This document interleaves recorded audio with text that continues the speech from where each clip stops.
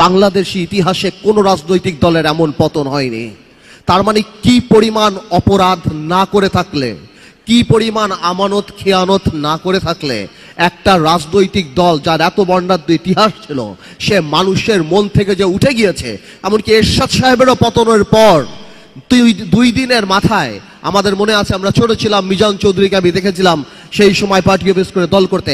আজকে 10 মাস আওয়ামী লীগ একটা মুরগির খোপ পায় নাই যেখানে বের হয়ে বলবে যে আমরা আওয়ামী লীগ। আমাদের সবার একটা জায়গায় এক থাকতে হবে, কারণ সেটা হলো কি, আওয়ামী লীগ যাতে আর রাজনীতিতে না আসতে পারে।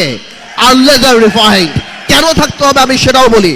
আমি জানি এই কথাটা হয়তো অনেকে ডেমোক্রেটিক লাগবে না, কারণ বাংলাদেশের 4 থেকে 5 কোটি মা মনে করে আওয়ামী লীগ আসলে তাদের সন্তানদেরকে মেরে ফেলা হবে।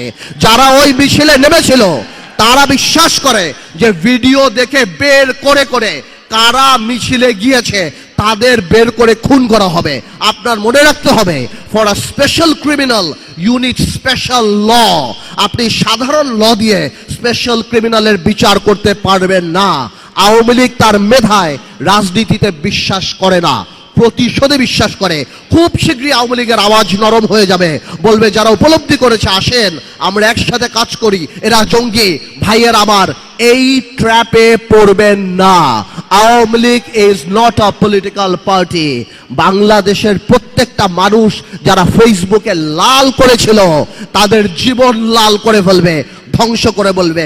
এই একটা জায়গায় খালি আমরা থাকি, আওয়ামী লীগের ব্যাপারে পুরা জাতি আমাদের একসাথে থাকতে হবে।